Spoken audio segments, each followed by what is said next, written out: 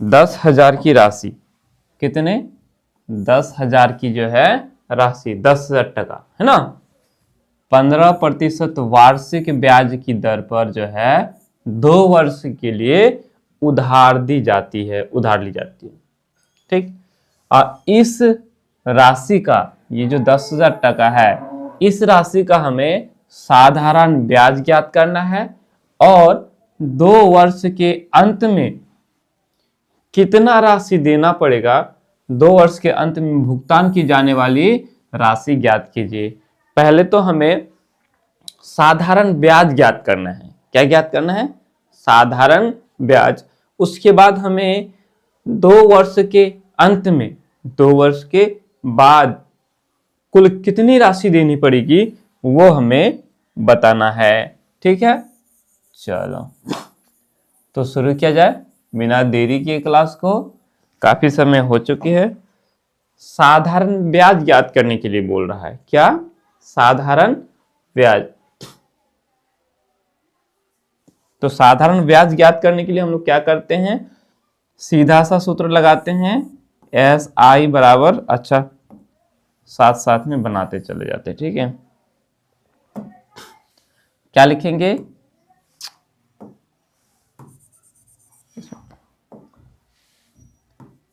हल लिखेंगे, है ना।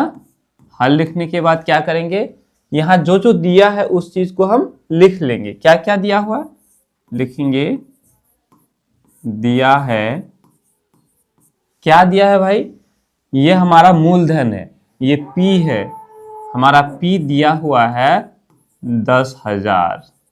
ठीक, उसके बाद दर दिया हुआ है, ब्याज का जो दर है वो R है 15%।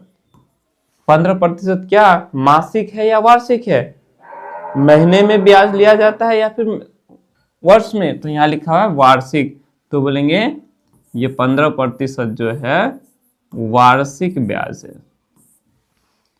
क्लियर। उसके बाद समय भी दिया हुआ है, कितने वर्ष के लिए, तो 2 साल के लिए, तो यहां हमारा T दिया हुआ है 2 वर्ष, लिख लिया।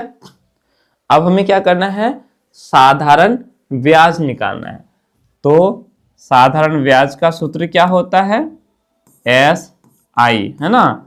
साधारण ब्याज, इसको हम लोग निकालते हैं P गुना R गुना T बटा 100 करते हैं, बस बन तो गया।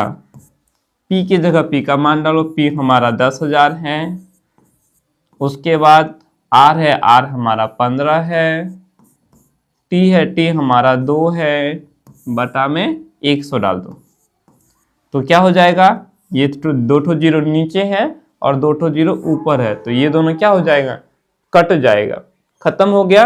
अब बच गया क्या, ऊपर में बचा 100, 15 और 2, इन सबको गुना करेंगे तो कितना हो जाएगा, गुना करना तो आता ही है, 15 दूनी 30 हो गया, है कि नहीं।